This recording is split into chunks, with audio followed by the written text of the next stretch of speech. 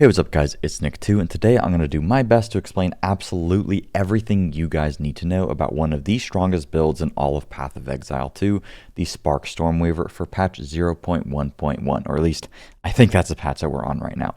I was waiting to see if there would be any game-changing nerfs before I made this video, and now that we officially know that there will not be any nerfs for quite some time, I can safely assume that all of this information will remain relevant for at least a month or two. In this video, I'll explain in detail all of the core mechanics relating to the build, all of the different variations of the build, including a leveling, early endgame budget, and high-end version of the build, and much more. I'm going to be going over all of the mechanics and try to answer any questions that you may have, but if you just look on my channel, I have made an enormous amount of videos covering the character, so any question you may have, while I will try to answer it in this video, it most assuredly is answered in one of the copious amounts of videos that I already have posted. But of course, feel free to refer to the timestamps as this is going to be a long one. If you find the video helpful, make sure to drop a like and subscribe for future content just like this. If you would like personalized one-on-one help, I do offer a coaching service over in my Discord. This is a paid out-of-game service and it is on the expensive side, so bear that in mind. I have helped over 80 people so far and the feedback that I've received has been amazing. Currently though, the coaching is on hold until the end of January as I am pretty busy. Before I get into the video, I want to give a big thank to today's sponsor, Warhammer 40,000 Tacticus, a free-to-play turn-based tactical strategy game with fast-paced, top-notch quality combat, all available in the palm of your hand. You can download it completely for free on Android, iOS, and PC. And this game is of course set in the sprawling 40k universe where you can experience epic battles of the Space Marines, Imperial, Chaos, and the Xenos that you've come to love over the years. With over 80 legendary Warhammer champions from 18 playable factions, you can assemble some of the universe's most devastatingly powerful champions to either fight against or use in combination with other players in high-stake battles. My favorite obviously being the Space Marines. My personal favorite part about the game is the intense boss fights that really test my limits and require me to be on my strategical A game to actually take down. Not only do they look awesome and they're very atmospheric, just feels super epic when you're fighting them, but it's also very gratifying to finally take them down. One of the best things about Tacticus is that they are constantly updating the game with fresh content, exciting features, new game modes, along with challenging events. There's so much to look forward to in the future, and if you download using my link in the description or the QR code on screen and you use the code HELLOJAN, you'll get 2,000 gold, 50 blackstones, and 1 requisition order, all for free. All available until February 1st. Big thanks to Warhammer 40,000 Tacticus for sponsoring today's video. So starting off, why would you actually want to play this build in the first place? Well, Spark Stormweaver is straight up just disgustingly powerful. Spark historically is one of the best map clearing skills in all of Path of Exile, as it just covers the entire screen with tons of high damage, fast moving projectiles, and the case is no different here. Spark is not only very good for AoE, but also has extremely potent single target DPS and pairs perfectly with the Stormweaver Ascendancy node Strike Twice, allowing us to apply 2 shocks simultaneously, but more on that later. This build also has the benefit of extremely high defense, being one of the tankiest characters in the game as we scale Energy Shield like crazy on our gear and in our passive tree. In the end game, we also use our mana as HP via the Mind Over Matter keystone. With a low budget build, you can expect to have upwards of 4,000 energy shield as well as 4,000 mana, giving yourself an effective health pool of over 8,000 super early into endgame. Scaling our mana is an extremely important part of the build as it not only increases our effective health, but also our damage via the Spirit Gem Archmage, which gives us multiplicative increased damage based on our total mana. This is one of the main vectors in which we are increasing our DPS output, but more mana also means more cast speed and more mana regeneration rate through the Force of Will node in our Ascendancy tree, making mana stacking a no-brainer for us. Mana Blessing is a nice little icing on the cake as well. Spark also happens to synergize perfectly with Cast on Shock plus Lightning Conduit setups to enable some disgusting boss damage and instant one-shots, which I'll cover later. Overall, this build has pretty much everything you could ever want, and it is a very new player-friendly build with fairly straightforward concepts. The only downside for Spark is that it isn't the best leveling skill in the world. However, all the gameplay shown here is on my SSF character with 0 uniques and all gear that I simply just found throughout the leveling process. If set up well, Spark is extremely strong and you'll have no issues in the campaign following the upcoming leveling guide. If you have access to a few Exalted Orbs, Buying yourself some Twink gear will make the process extremely quick and disgustingly easy. Here's the Twink and entire leveling guide posted over on Mobilytics. For the remainder of the video, I'm going to be covering the builds as they are posted in the written guides, as that is kind of the easiest way to showcase them. For leveling gear, if you have access to currency, getting a lot of uniques that you can equip at very early level is just going to speed up the process and make it extremely brain dead. Some of the best things you can get is a very good staff or wand. Earthbound, you can get one that's like, I have one in game here actually. This one right here, it has a low required level of level 10. If you can find one of these, pick one up and you can use it until around level 30 or so, at which point you would just try to replace it with a normal staff that has stats similar to this. So this is a wand, but pretend it's a staff, like high levels of spell skills, cast speed, and very high lightning damage. Other uniques, I just have them all here, I guess, would be Crown of the Victor. This just gives you increased level of spell skills and mana and life when you kill mobs. Ghost Wraith is pretty good for survivability. Fox Shade just gives you movement speed all the time, so you can run really fast. Wanderlust, very high movement speed. Midnight Braid is just some resist as well as damage taken recouped as mana. And then for amulets, you can do Sure-Footed Sigil for movement speed. You can see it makes your roll take you really far, so then it's just faster than moving, so you'll just get through the campaign really quick. Or Everlasting Gaze, you can use this. You use this in the end game, so getting one early isn't a bad idea. And you could just slap it on for boss fights as well, as it gives you a disgusting amount of mana regen early and a lot of survivability. Those are some pretty good options for leveling.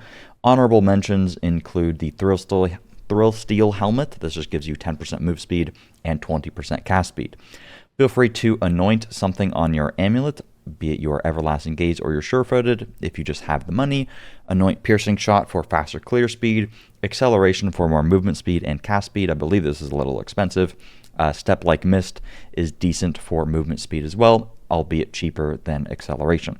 Nice little tip you can do while leveling is at level 20, you can just buy a Trial of the Secumus carry so that you can get all of your Ascendancy points.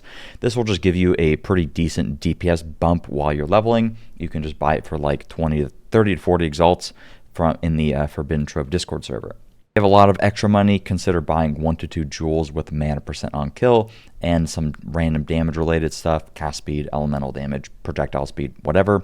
I'd highly recommend pre-buying, again, a very powerful staff for multiple different levels. I believe the level breakpoints for the amount of levels that can be on the weapon is like level 36 and then something in like the level 50s. Try to just prioritize the level of spell skills and high damage there. Pre-buying rings with the stats listed here, life, mana, cast speed, mana regen, or mana on kill, and some resistances will give you a lot of defense as well as offense to kind of carry your leveling. Of course, not everybody has access to Twink gear, in which case I would honestly just recommend reading this. Your gear while leveling is pretty straightforward. The most important thing is your weapon. You can use either a wand or a staff. It doesn't really matter. If you use a wand, you'll want to use it in tandem with a focus. Prioritize levels of lightning spell skills or levels of all spell skills, and then very high spell or lightning damage rolls or gain damage as extra lightning, and then cast speed, and then you can get mana regen, other stuff, but a lot of damage is on your weapon. For all of your gear, you basically just want very generic stuff. Energy Shield is good because you'll use Grim Feast, which gives you a lot of defense, and you can scale Energy Shield in the passive tree for a lot of effective health. So Energy Shield is good as like the base, and then try to get max life, intelligence, and then just get resistances pretty much everywhere. On the boots, you want to get movement speed. Rings, try to get cast speed into max life, max mana, that sort of thing. And on the amulet, if you get lucky, there's so much that can roll in the amulet, but the best thing would be levels of spell skills and then some like spell damage and then like defense related stuff. So life, mana, maximum energy shield, mana regen, random stuff like that. That kind of covers it for gear. When it comes to your actual skills, of course, this is the most important thing, and your supports. The way that they are listed here is in order of when you would want to put them on, so left to right. So on Spark, the most important thing early is Arcane and Tempo, then Control Destruction, then Considered Casting, then Unleash, then Acceleration. You have a few options for Spark. If you're turbo speed running, you can use Mobility instead of Unleash or Acceleration. You could, in theory, use Chain or Pierce, but it kind of isn't necessary. Feel free to experiment if you want, but I think this is overall the best setup. and Spark you get access to at a very low level. The damage will feel kind of crappy, and that is why you pair it with Flame Wall. Flame Wall, you pretty much just shoot through it, and it makes your Spark deal significantly more damage. We do Spell Cascade, Fortress, and then Persistence on this, just so that it lasts longer, and it has a larger range. We don't use this for the damage that Flame Wall does itself. We use it so that our Spark actually ignites mobs, which I'll talk about in the skill tree, and it just makes Spark itself do way more damage. Very early into leveling, you can use Frost Bomb for just a little bit of extra damage.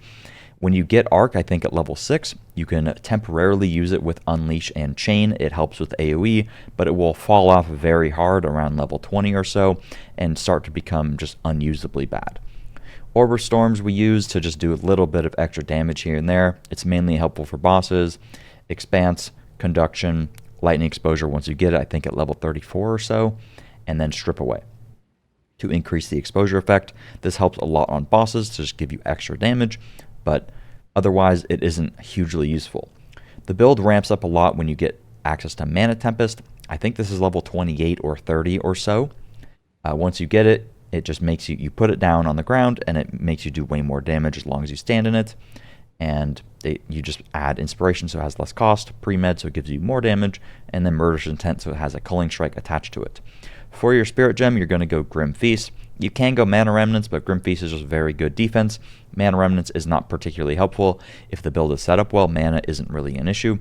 Conductivity you just use for bosses so that you do extra damage to them, just lightning damage. With Heightened Cursed, Cursed Ground, and Focus Curse. I have these skill tree points here listed based on level, so I'm just going to go in order. The skill tree actually, contrary to popular belief, has a disgusting amount of damage in here, so following this is fairly important. And there's also some options based on your preference, if you want more survivability, damage, or mana regen at any given time. At low levels, and pretty much all throughout the leveling process, getting straight up spell damage is very important because you don't have any spell damage yet, so getting 10% here, that's just 10% more damage. So that's kind of the gist of the whole skill tree, is trying to just get as much generic spell damage as we possibly can. So early levels, we just go spell damage here, and then I go for a little bit of cast speed. If you have a bit of energy shield gear on your character already, then you go into these nodes. Otherwise, hold off getting these and continue to just get more damage.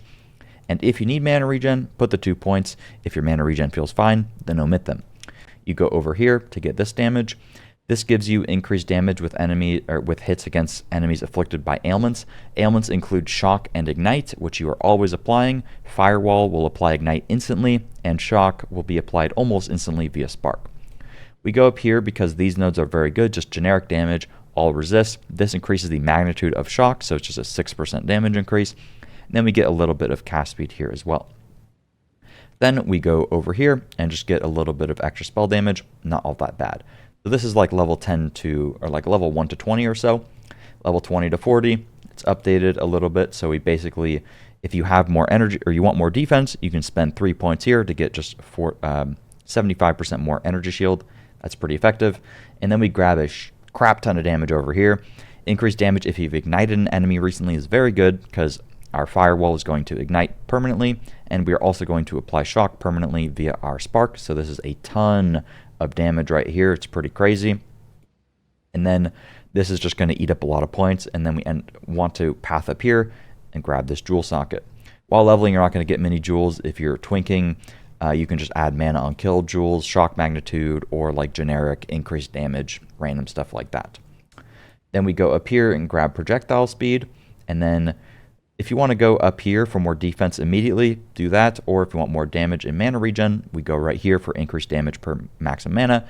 At this point, you should be scaling your max mana a little bit more. And now that we have a whole bunch of int nodes, we can just go up here and get pure power, which is one of the best nodes in the game. And then we just go for lightning pen and increase exposure, and then increase shock magnitude. And around this point, you should be finished with the campaign, level 70. Everything should have gotten completely annihilated. And I'll real quickly talk about ascendancy points. For your first 2 ascendancy points, you want to go into Arcane Surge. This just gives you 10% cast speed and 25% mana regen all the time. Technically, Strike Twice is more damage against bosses, but you shouldn't really need it. The cast speed and mana regen just all around feels nicer, but technically Strike Twice is more damage. For the 4 points, I just increase the effect of this based on how much mana we have. If our total mana is low, then just go for strike twice. For your 6 points, always go for strike twice. If you bought a Trial the Secamus carry, you'll simply just go for all 6 of these. The exposure isn't as good for you while you're leveling, but you do go into this later on. And instead, you could just go into elemental resist and straight up damage via elemental damage, or increased chance to shock. And then this, so you just shock more regularly. Doesn't really matter. Feel free to experiment. Just use these 6 points. You could even mess around with Elemental Storm if you want, but you just do these 6 points. All right, now that you have finished the campaign, you want to swap over to the early endgame budget build. This is designed for if you are just in the endgame and you have like literally 5 to 10 exalts to your name. This is the type of build that you want to emulate. At this point, you will want to do a drastic rehaul to your skill tree, and you will want to use these 2 uniques here. The reason being is that through the campaign, you don't need a lot of defense, but the second you hit maps, defense becomes extremely important, and we swap our whole skill tree around to try to prioritize getting way more Energy Shield. Energy Shield is our main defensive layer for 99% of the endgame. There is a pure mana version, which I'll talk about later, but this requires a very high budget. Early into mapping, you take advantage of Ghost Wraith paired with Atziri's Disdain. These items convert a percentage of your life into maximum energy shield. The idea here is that your defense will be very low entering maps, so you kind of use these 2 items as a band-aid to give yourself an enormous amount of energy shield until you have enough money to save for the Everlasting Gaze. Once you have enough money for the Everlasting Gaze, you want to swap over to this build, which you can still acquire with a relatively low budget. I actually set up on my channel, I'd recommend watching this, an entire build that's able to do tier 15s with just 1 single Divine Orb, which is roughly 118 Exalted Orbs. And I'm able to do T15s. I was simulating a level 78 character. That was me pretty much just copy-pasting this setup here. If you're just getting to maps, I would highly recommend watching that video. It is pretty insightful. At this point, I'm going to just explain some of the core mechanics of the build and then kind of talk about the differences between these and try to give you guys some basic insights on them. In the endgame, the single best way to scale our damage, like I was talking about earlier in the video, is maximum mana. The main way that we do this is through Archmage. Archmage gives us increased damage based on how much mana we actually have. One of the ways that we can get a lot of mana outside of just getting like mana rolls flat on our gear is actually by getting Energy Shield. You can see that this one item, right now my mana is 1600. This one item gives me nearly over 1000 mana. The reason for that is because of the node Eldritch Battery, which is going to convert all of our Energy Shield into mana. However, we still want a lot of that Energy Shield for defense. Ignore my character, by the way. This is like the pure endgame thing that I have going on, and I'm selling a lot of gear and stuff, so don't worry about what's on my guy right now. But Eldritch Battery is the key mechanic to our character. We use this paired with the Everlasting Gaze. The Everlasting Gaze converts 30% of our maximum mana into more Energy Shield. So we kind of, the first step is we equip something with Energy Shield, and then we convert that Energy Shield into straight up mana. And then once that conversion happens, then we get 30% of that mana back as Energy Shield. And then what we do, which I'll demonstrate here, is we try to scale a lot of maximum Energy Shield. So you can see just these 2 points right here, it's going to bring my Energy Shield from 700, you guys can't see it, from 723 to 1266. As you increase your Energy Shield across your whole character by getting Energy Shield on every piece of gear and then mana on every piece of gear, not only are you drastically increasing your damage, as you can see right here, I have like nothing on my character, but if I take off my chest, my spark DPS goes from 11,000 to 7,000, and that's purely because of the mana that I am losing. My mana regen is also going to go down significantly, and so is my cast speed because of the Force of Will node down here, but also just as a default mechanic in the game, the more mana you have, the more mana regen you will have. Mana stacking is also very good because Mind over Matter is half of our HP. So we like to use mana on kill jewels in the form of like 2% mana on kill. And then that helps us basically have life leech while we're killing mobs, but then they have to hit through our shield as well. Another defensive layer that we use with the build is Chaos Inoculation. I see a lot of people being confused about this. The benefit of Chaos Inoculation, it puts our life to 1, and you can use Chaos Inoculation while using Ghost Wraith. Ghost Wraith will still convert to the energy shield even though you have 0 life technically. But anyways, we use Chaos Inoculation because it makes us immune to chaos damage. Energy shield by default takes double damage from chaos, so if we don't have Chaos Inoculation, we are getting hit by a lot of chaos damage, therefore it's hitting our energy shield really hard. It also means that we have to get chaos res, which is hard for our build, and we aren't scaling life in any meaningful capacity. We would rather just scale our mana and energy shield, and mana is our HP at that point, as is the shield. So it's better to just get rid of our mana entirely and fix our biggest weakness with energy shield being chaos damage, and then we never have to worry about chaos resistance anymore. The end result of this is basically just scaling as much energy shield and mana as you can on every piece, and then satisfying all of your resistance requirements, and then trying to get high damage related stuff in the pieces that you can. This is the end result of my 1 divine build. I had about 4,500 energy shield, 4,500 mana, and I believe I show my spark here. My spark DPS, you can see my skill tree I emulated like level 78. My spark DPS with 1 divine orb, see my mana is 4,500, 4,500, got all the resistances capped. My spark DPS is about 30,000. This is what you're looking for with a very early entry version of the build. I have all of the gear priority listed here, and I also have a gear priority list that I will go over.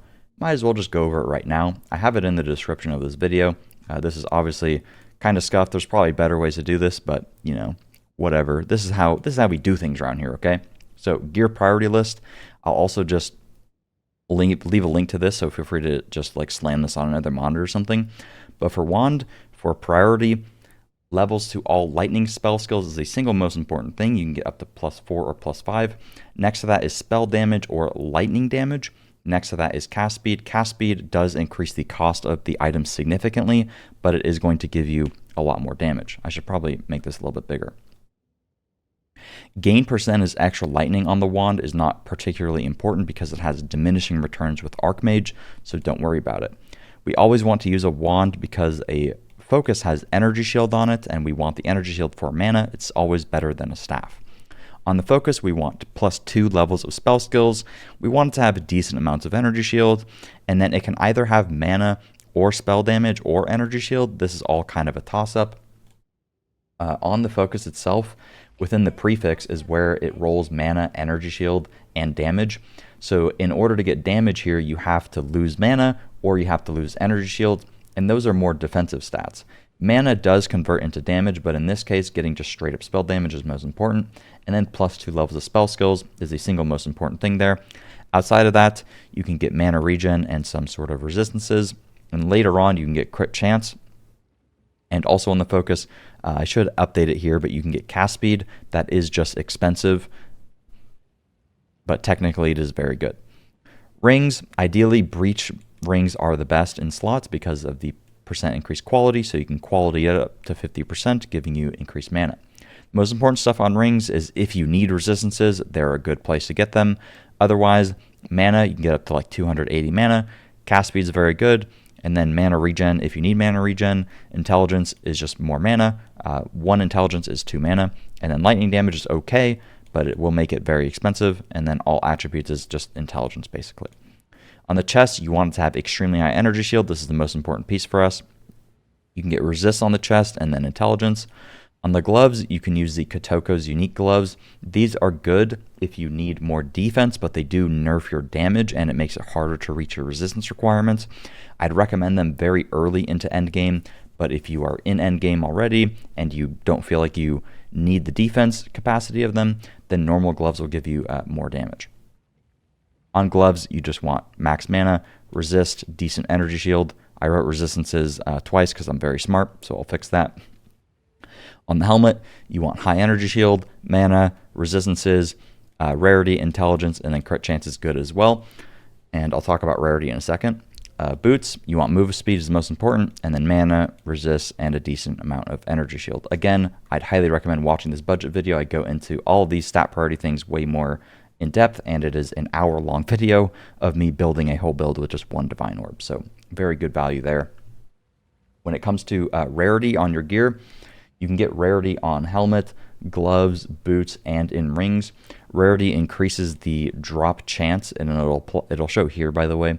It increases the drop chance of getting higher tiers of currency, so it'll turn an Exalt into a Divine, for an example, on a slightly higher chance of happening, essentially. If you want rarity, it's completely up to you. It's easy to add in. You just have to sacrifice some power, either resist or mana, on the pieces that I mentioned.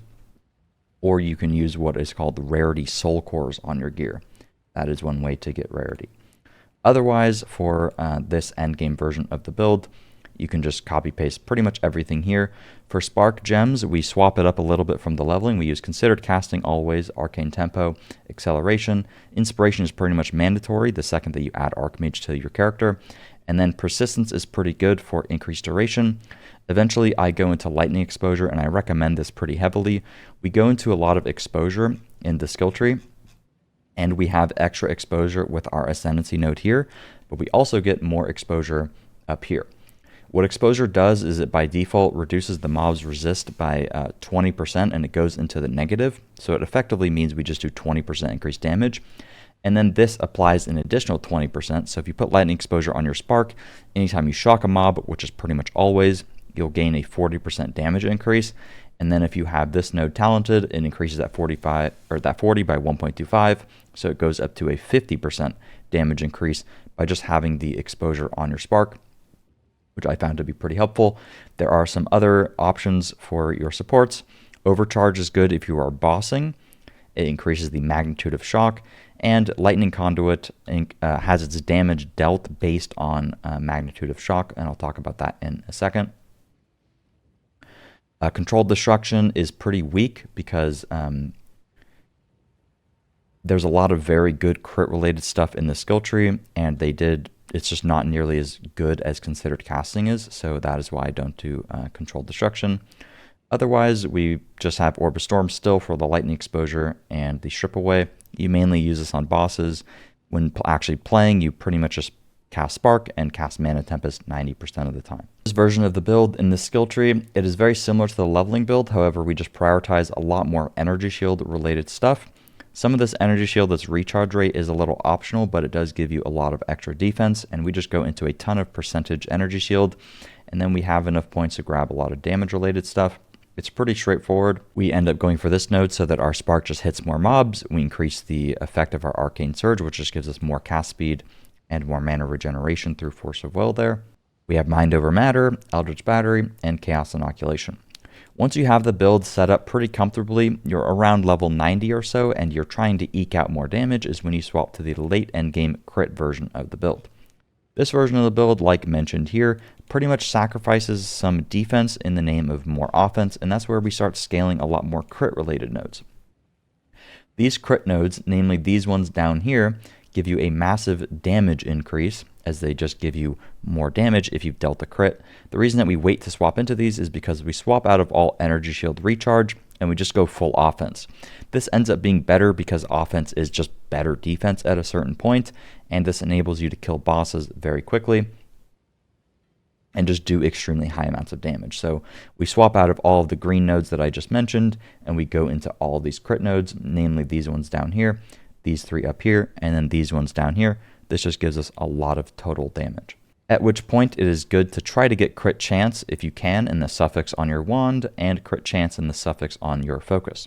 In a higher end version of the build, one of your chase items is the Ingenuity Utility Belt. It doesn't say it on Mobalytics here. I think I have one in my stash so we can take a look. Hold all of mine, but basically what Ingenuity does, most people won't get more than a 70 to 80% roll, but it just multiplies what your rings give you, and rings end up being extremely valuable. Dream Fragments is one that's like 100 divine, so most people won't have to worry about it, but a normal ring, for example, such as this one, can give you a crazy amount of mana, cast speed, so having Ingenuity Belt is going to multiply the cast speed on here and the mana, and if you have lightning damage, that's an added bonus, so you're just multiplying the damage on these and the defense. So Ingenuity is a very good item to get, but it is pretty expensive. The cheapest being that's like actually good is like 14, 15 divine. And then lastly, we have the very late endgame pure mana crit version, which is the video that I have here that I posted yesterday. This is what enables you to get the most amount of damage. Essentially, we ditch the Everlasting Gaze entirely in favor of a normal amulet so that we can get +3 levels of all spell skills and some stuff like percent increased mana, max mana, etc. And then our entire life pool, all of our defense is purely mana. We no longer have energy shield, so you don't have to spec into these energy shield nodes. We actually get way more skill points, so we can go up this left side of the tree and just get way more damage. We have more points to fill out way more crit nodes, and our damage just goes through the roof. We can literally like 10x our damage basically by ditching energy shield entirely and going pure mana.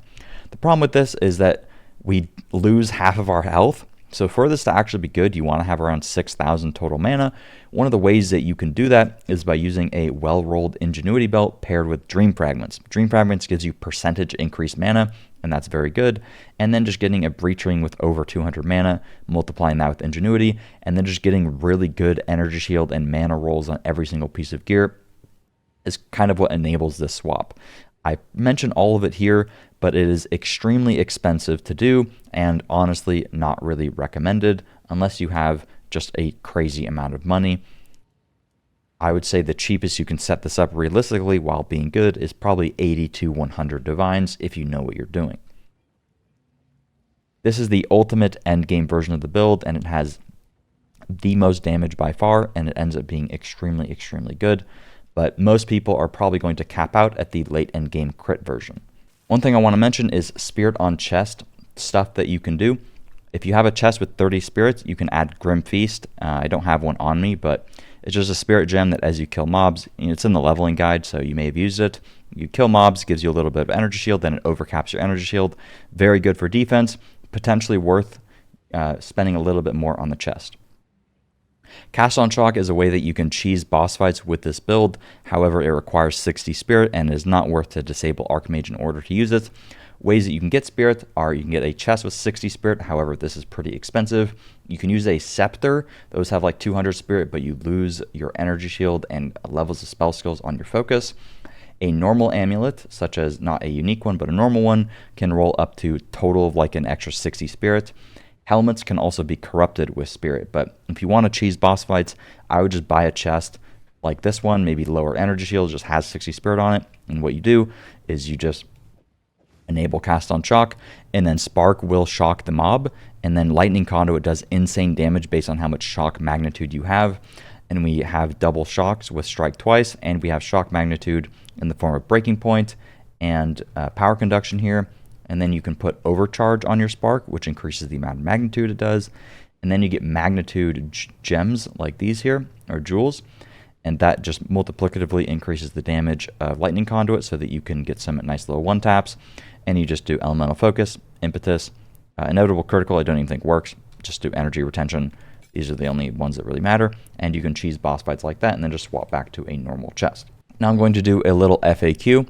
First question I see asked is, how do you have 100 spirit? If you do not have 100 spirit, you have not gotten all the spirit available in the campaign. So just go over to the waypoint, and in Act 3, I don't have it on this one here. In Act 3, you need to kill Agnagduk, the Bog Witch, or you may have not killed the King in the Mist in Act 1.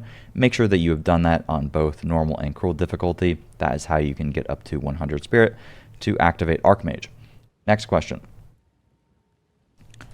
What are the green lines on the skill tree? So in the Mobalytics guide here, I have all these, I have these green lines, and these are weapon swap stuff. So quickly, let's talk about weapon swap tech and things that you can do. One of the things you can do is get a chiming staff. This makes it to where you have access to the skill Sigil of Power. Sigil of Power gives you increased damage based on how much mana you spend while in the sigil. So what you can do is just have a chiming staff, which has the implicit of Sigil of Power. You can put it down, and then you can make sure that your spark is bound to weapon 1, so that anytime you press spark, it automatically swaps back to weapon 1, and then your spark gains increased damage, as you can see, stacking up with the Sigil of Power. The next thing is with the skill tree here, is that with conductivity, basically you want to put it on your second weapon. The reason for this is because in the skill tree you can unallocate points for weapon set 1 and then reallocate them for weapon set 2. Right now all of these are allocated for weapon set 1, therefore they are green, and then for weapon set 2, and if I allocate ones for weapon set 1, they are red. For this to actually work, you have to basically remove 24 points, and then you have to specifically say, okay, these points are for weapon set 1, these are for weapon set 2.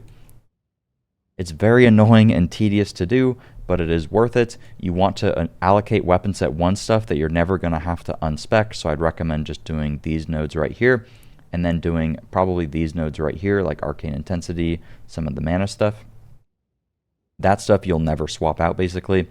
And then you just toggle weapon set 2 and do it for that, and that is going to increase the effect of your conductivity.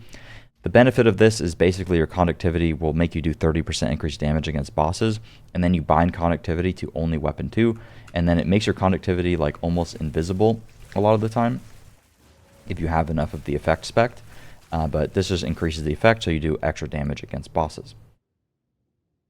Ideally, you have them like here as well, but I don't have all the points because my skill tree is a nightmare right now, so don't worry about it. The common question is, why do you still have Energy Shield with Eldritch Battery? The reason is the Everlasting Gaze Amulet. Even though I have Eldritch Battery on, we still get, this happens after the conversion of this. So that is why that is good. One little side thing that I've noticed a lot when helping people is that they go into these nodes, percent increase energy shield from equipped helmet, or where is it? Like right here, percent increase energy shield from equipped focus. These nodes do not work while you have Eldritch Battery. These happen post calculation, so these don't work, but Eldritch Battery does work with Everlasting Gaze. They may fix this in the future, but at least for right now, this is how we're getting energy shield while having Eldritch Battery, still getting a lot of that extra mana scaling. Next, when should I swap to the crit variant of the build? I see a lot of people swapping early. I do have it written here, but I will just reiterate again. Do not swap to this version until you have at least 4.5 thousand energy shield while using the previous setup, and you are at least level 90. Make sure that when you look up here, it says 24. If it doesn't say 24, that means that you don't have all of your skill points from the campaign, so make sure to go get the remainder of those. The reason being, you need a lot of skill points in order to reach all the good crit related nodes. If you swap too early, you will gimp your survivability and not get the brunt of the extra damage value. Next question, when should I swap to the mana variant? If you have about 100 divines and you have about 5,000 to 6,000 mana, that's when you'd swap to this. Very expensive, but very good damage wise. Next question, what should I anoint on my amulet? There are a few good options that I have listed here. Frazzled gives you increased magnitude of shock, so that is just very good for you, and damage is pretty nice. It's very cheap. Icebreaker is very good defensively. It gives you basically immunity to freeze as long as you have energy shield, and then you could use a stone charm to give yourself immunity to stun. Lightning Rod is very expensive. This is the wrong Lightning Rod, so I need to fix that. But Lightning Rod gives you your lightning damage is lucky. It's only for non-crits, and as crit scaling is better, this is kind of just weak and it's very expensive. I should probably just remove it from the list. Wildstorm is technically the best. It just gives you 15% more damage straight up. I'm actually going to edit those and add in some more options, which I will talk about here.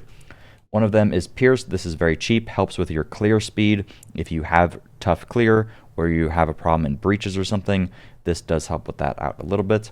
Acceleration is decent, not that expensive. If you just want more cast speed and more movement speed, just make the build feel a little smoother, this is the good option. Those are the best options in my opinion, and one thing I want to mention is if you're trying to follow any of these builds, I have videos for them, so I would just watch those entirely, but the written builds should be easy enough to follow. One question, how do I trade and find cheap items? I would watch the budget build of the One Divine video. I do trading the entire time and find plenty of cheap items there. Another question, why is my DPS lower than yours? One of the biggest issues I see is when I look at people's characters, their Archmage is not qualityed, and the level of your Archmage will also depend on, how much you have here. Another common thing is people's Spark level isn't up to date with their character level, so always make sure you're using the highest level of Spark and qualitying it up. The next thing is people just don't prioritize stuff properly. You want to prioritize, mana and energy shield as high as possible on gear. Literally just follow the priority list that I talked about. And just getting cast speed on rings, that's pretty much the main reason that you are behind in damage. If you're having problem with bosses, and this is another thing that I kind of just want to yap about for a bit, is magnitude of shock and why it is so good, and this ties into what you want to get on jewels. Magnitude of shock and shock itself is a pretty straightforward mechanic. With strike twice, this allows us to apply shocks on enemies 2 times. By default, shock is a 20% multiplicative damage increase, so then we apply it a second time. Now we get 20% extra, so if we're shocking mobs, we get 40% increased damage. Our spark by default shocks mobs based on how much damage we deal. If we have a little bit increased chance of shock, like here, or on our weapon, or if you just do high damage, you pretty much instantly shock everything anyways. So this is just a 40% damage increase all the time. Scaling magnitude of shock effectively increases that 20% number. So if I have a 30% increased magnitude of shock here, I would simply just do 20 times 1.3, which would be 26. So then, because this is giving me 26, like making the 20 go to 26, this is actually a 12% damage increase from one singular node because I'm getting 2 applications of shock via strike twice. This is why getting shock magnitude on jewels is extremely good, because a 20% magnitude makes the 20% value go from 20 to 24, so a 4% damage increase, but I get that 4% damage increase twice. So this one roll is an 8% damage increase, but keep in mind, if I put this node in here, my spark went up a little bit, but not because this number does not get applied to this number here. So if you're having problems with bosses, it's probably because you don't have magnitude of shock on your jewels. You can get magnitude of shock and magnitude of ailments on the same jewel. And magnitude of ailments is the same thing as shock. Just make sure it's magnitude of ailments and not magnitude of damaging ailments. This is the single best thing that you can get on jewels. And magnitude of shock rolls up to 20%, magnitude of ailments rolls up to 15%. Other stuff that is good on jewels is projectile speed and cast speed. When you swap to the crit version of the build, crit chance and crit damage are the single best thing you can get outside of shock magnitude. And skill effect duration is also decent, and then getting like spell damage, elemental damage, lightning damage, that is all decent as well. Survivability wise on jewels, percentage increased maximum energy shield is the best thing that you can get. Faster energy shield recharge rate is okay, as is increased energy shield recharge rate. If you need more stun resistance, energy shield as stun threshold is good as well. And you want at least 1 to 2 jewels with 2% mana on kill. This is extremely overpowered, as mana on kill is effectively life on kill. You kill 10 mobs, that's 40% of your life back if you have 2 of these equipped on your character. A couple extra FAQ questions I decided to edit in. One of them is, why am I getting one-shotted? This is usually a product of using Chaos Inoculation here, which is going to make your life only 1, and then anything that bypasses all your shield or mana to hit your life immediately is just going to one-shot you. These things include life or a mana flask that drains life, so make sure that you don't have that on. And then also in the build guide, if you're using Edziri's Disdain and you do not have Mind Over Matter, this is going to bypass your energy shield and make you immediately take that damage as life. That is why I do not have Chaos Inoculation talented here. But if you have Edziri's Disdain, Chaos Inoculation, and Mind Over Matter, then you will not get one-shotted there. Next question is, how do I solve mana regen? Mana regen can be solved in a various amount of ways. One of them is, this is kind of the simplest, is just get more mana regen on the tree. There is this node here, which is 50% while moving, which is basically all the time. There's these nodes up here. I typically avoid them as they're kind of unnecessary. I would much rather just spend 2 points here and get 35%, but they are pretty much unnecessary if you are able to get jewels that give you percent mana on kill. I don't have one on me right now, but this is what the text would look like. It would just say mana instead of life. You can get 1% to 2% if you have like 1 or 2 of these on your character. While you're in high density, your mana is essentially infinite. However, if you have extremely low mana regen while just generally playing the game, it is likely a product of your total mana and maybe just having more cast speed than you can handle. Your total mana is representative of your mana recovery. So if I take off this chest, this does not have, actually, this is a bad example. So I will, this one actually has a mana regen implicit, and that is one thing that you can do, is get a Keth Raiment with mana regen implicit. But okay, that's my other chest. Let me see if I have a chest that doesn't have mana regen on it. Here we go. This one does not have mana regen.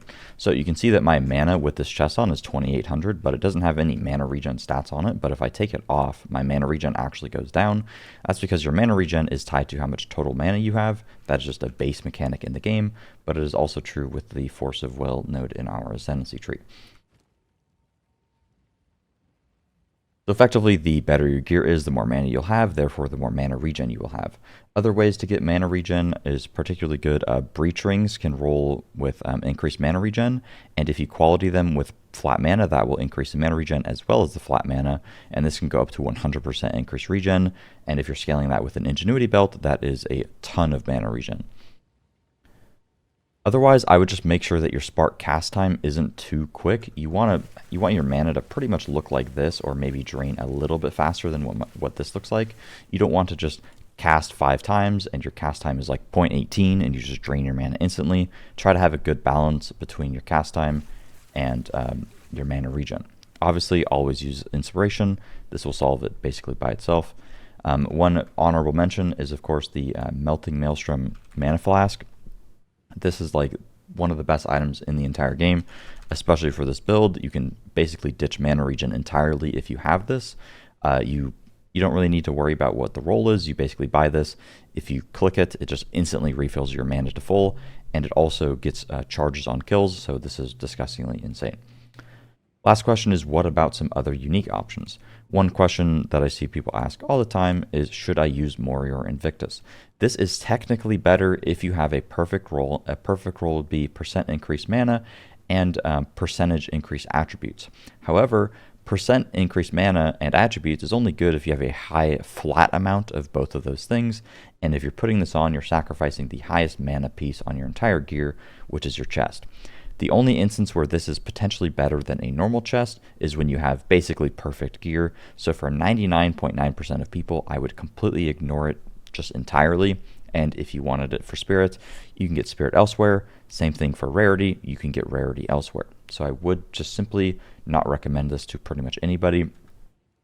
Last one is the Mahuzadal's shield here. A lot of people use this. This is more of a defensive option. And for it to actually be good, it needs to have 3 sockets, and then it needs to have a high roll of the increased effective socketed soul cores, and then you basically just socket mana in here. The benefit of this is it gives you an enormous amount of mana, but you need to have a lot of flat mana for that percent to be good, like I was just saying. But also, this is going to nerf your damage quite significantly. You lose levels of spell skills, you lose cast speed, flat damage, whatever. It's about a 30 to 40% damage loss, which is pretty significant.